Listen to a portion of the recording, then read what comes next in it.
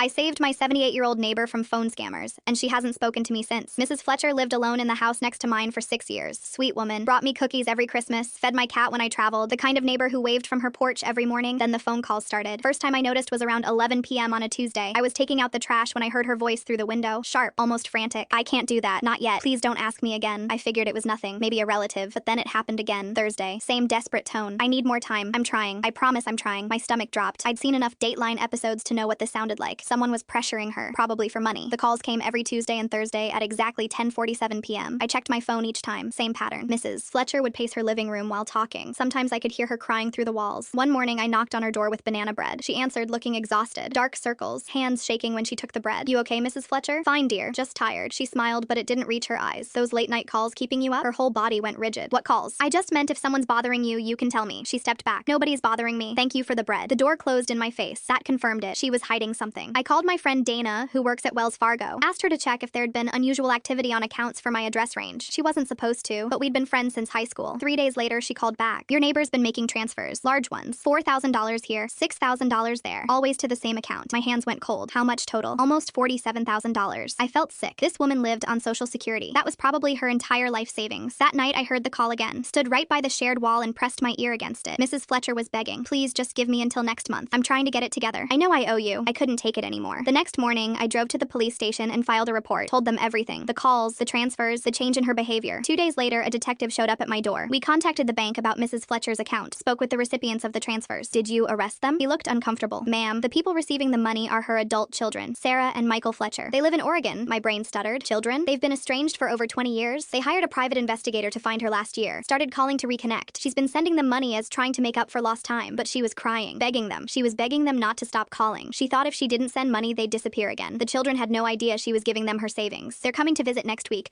but now the bank's flagged her account due to our investigation. She has to prove the transfers aren't fraud. My face went hot, then cold. I didn't. You were trying to help, but maybe next time talk to the person first. That afternoon, I saw Mrs. Fletcher on her porch. I walked over. My throat felt tight. Mrs. Fletcher, I need to apologize. She looked at me with eyes that were completely empty. My daughter called this morning, said the bank contacted them about suspicious activity, asked if I was being forced to send money. She thinks I'm not capable of making my own decisions. She's talking about putting the visit on hold, maybe permanently. I thought you were being scammed. I was trying to protect you. I don't need protection. I needed to fix what I broke. She stood up slowly. 20 years ago, I chose pills over my children. They were 8 and 6. I abandoned them. Their father raised them alone while I was in rehab. When I finally got clean, they wanted nothing to do with me. My eyes burned. Mrs. Fletcher, I'm so sorry. They were willing to try again after all this time, and you ruined it. She went inside. 2 weeks later, a for sale sign appeared on her lawn. I never saw her load the moving truck. She left while I was at work. The new neighbors moved in last month. Every time I see them, I think about those phone calls.